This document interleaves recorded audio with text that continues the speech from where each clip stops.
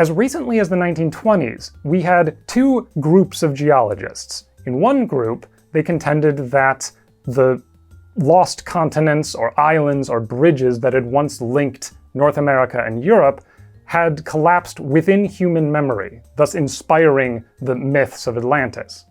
In the other group, they emphasized that under no circumstances should we confuse the paleocontinents that we are calling Atlantis with the Atlantis of Plato. To quote Chetty, mythological images of lost lands retained a hold on the scientific mind. For Suess, Greenland was a shard-like remnant of Atlantis in the way that India was to his Gondwanaland. To Brooks, North Atlantis was Europe plus Greenland with this isthmus over to Nearctis. For Arldt, the situation was about the same, but over the course of the Mesozoic, North Atlantis absorbed more of North America and had less and less of a connection to Europe. For von Jhering, Ark-Atlantis was very different. It was a bridge between much of North Africa and Iberia over to Florida. Even du Toit at first speculated that there could have been more or larger fragments trailed by the Guianas as they pulled away from Africa, now submerged save for Cape Verde and the Canary Islands.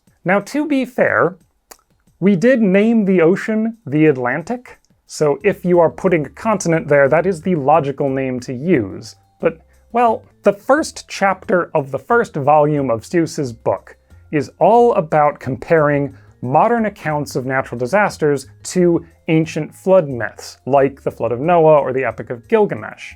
He's mostly doing this to try and thoroughly debunk the idea that there was a recent global flood, which was a serious scientific idea not that long ago. There's a seductiveness to the idea that within myths, there's this kernel of truth that we can pluck out and examine scientifically that seems relevant to the continued use of the name Atlantis. These geologists and paleogeographers, maybe unsurprisingly for people who study the past, were very amenable to poetic or romantic ideas about echoes or scraps of the primeval Earth still being with us.